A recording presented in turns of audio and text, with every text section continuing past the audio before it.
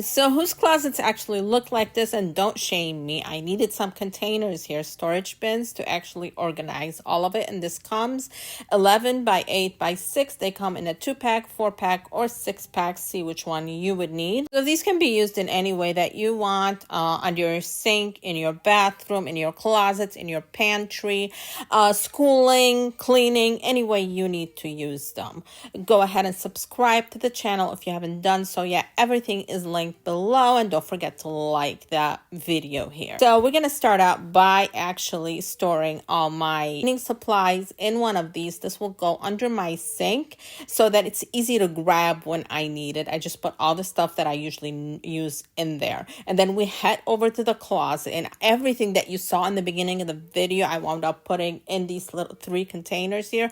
I might get a couple more just to get more organized, and that way they are easily found because I separated different kinds of things in different containers.